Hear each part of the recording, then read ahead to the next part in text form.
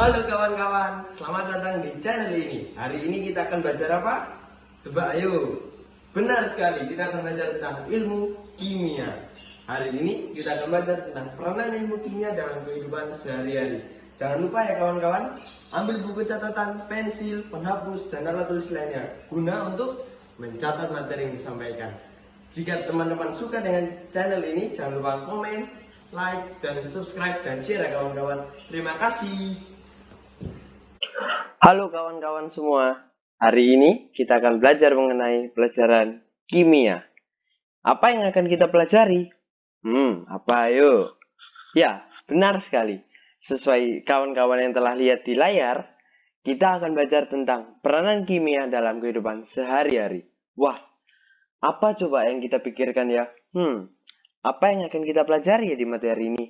Langsung saja. Tapi sebelum itu, perkenalkan dulu siapa diri saya. Halo kawan-kawan, perkenalkan nama saya Theodore Amadeo Argestia Atmaja. Pasti banyak yang belum tahu kan? Betul, saya merupakan salah satu siswa dari kelas 10 MIPA 9 dari absen 34 dan saya bersekolah di SMAK Santo Luis 1 di Surabaya.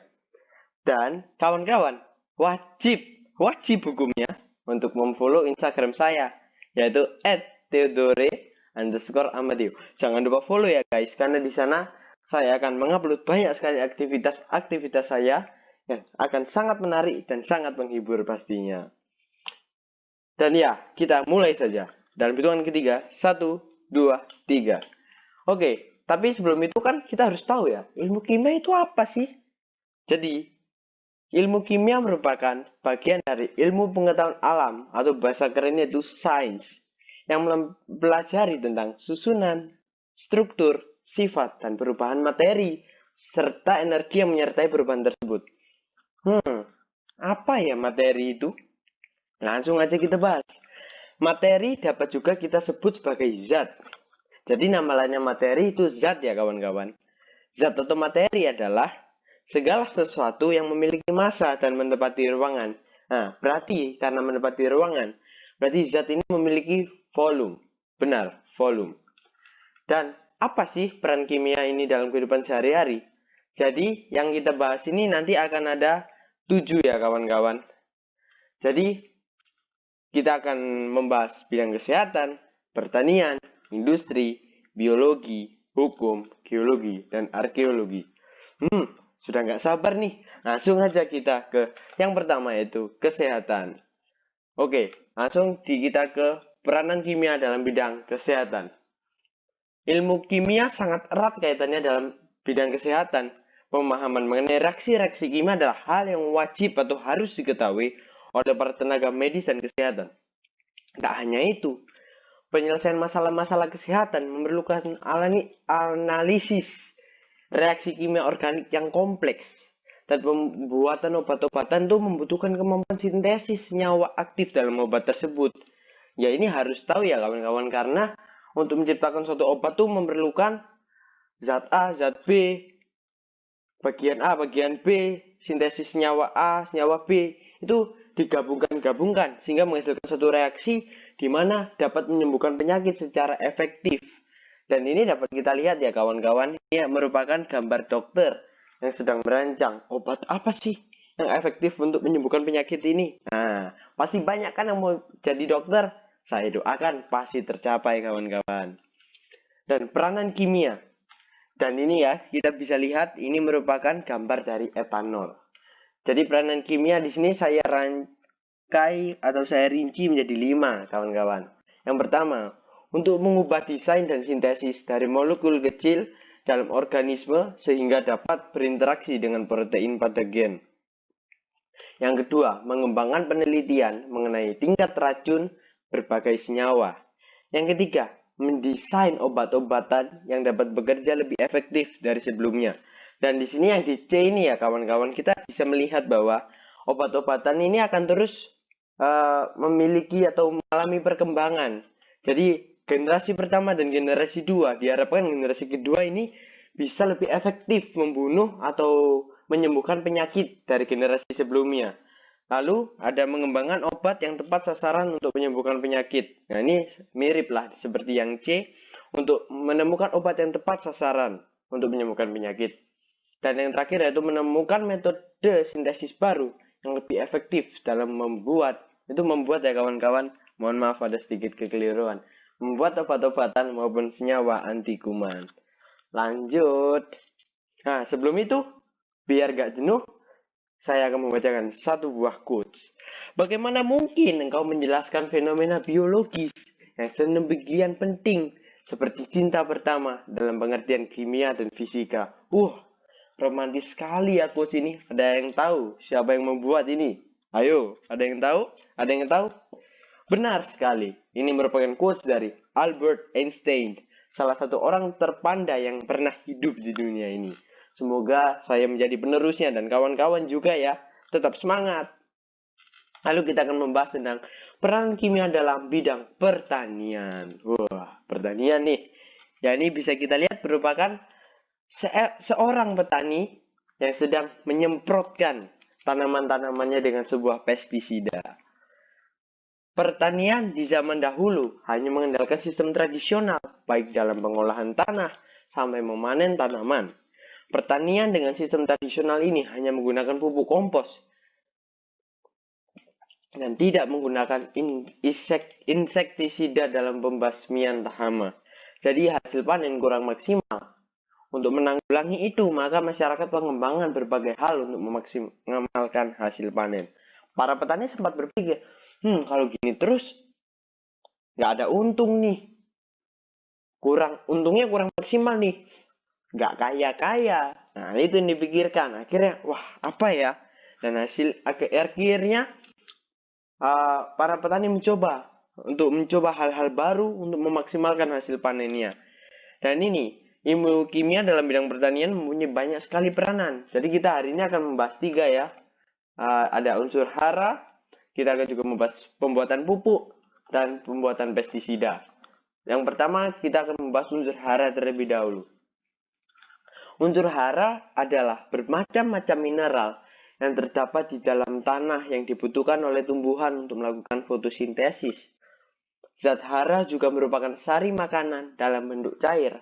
Ada 16 unsur hara yang diperlukan oleh tumbuhan, yaitu unsur makro. Unsur makro adalah unsur hara yang diperlukan tumbuhan dalam jumlah besar, yaitu C atau karbon, H hidrogen, O oksigen, N nitrogen, S sulfur, P fosfor, K kalium, Mg magnesium, dan Ca yaitu kalsium. Mohon maaf ya jika ada kekeliruan. Dan adapun unsur-unsur mikro adalah unsur hara yang diperlukan dalam jumlah sedikit seperti unsur Cl, Fe, Mn, Cu, B, dan Mo kawan-kawan. Lalu pembuatan pupuk.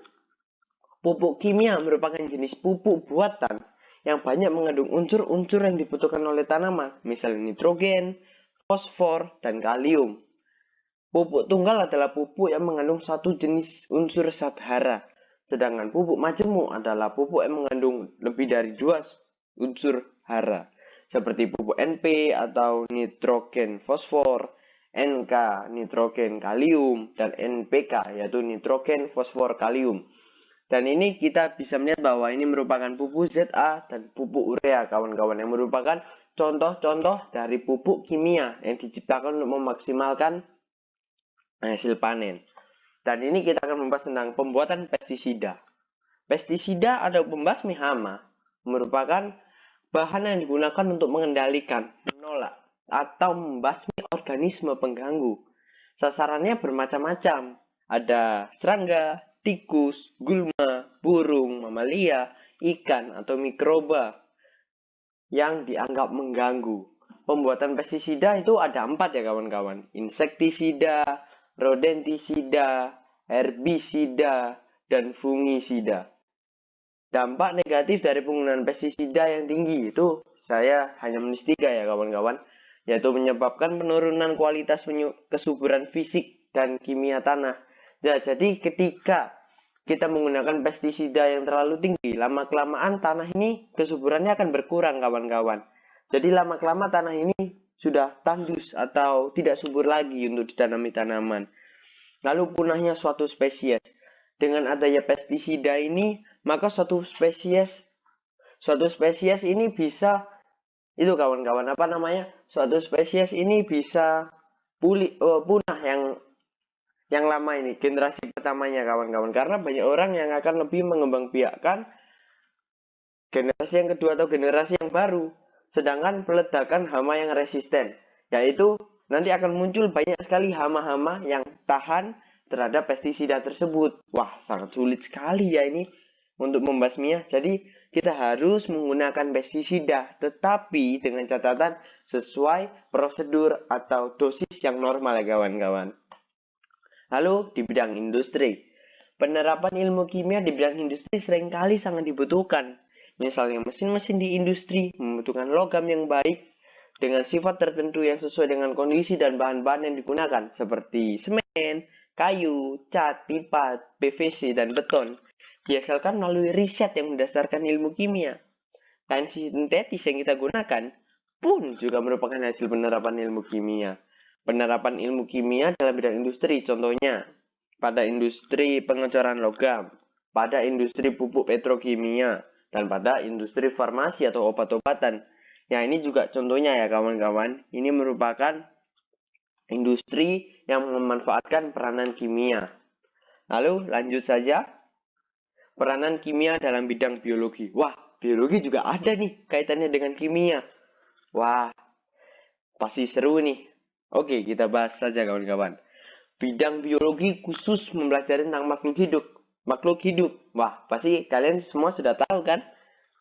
Ilmu kimia di bidang biologi dimanfaatkan untuk membantu proses pencernaan makanan, pernafasan, metabolisme, dan fotosintesis kawan-kawan. Ada yang tahu fotosintesis?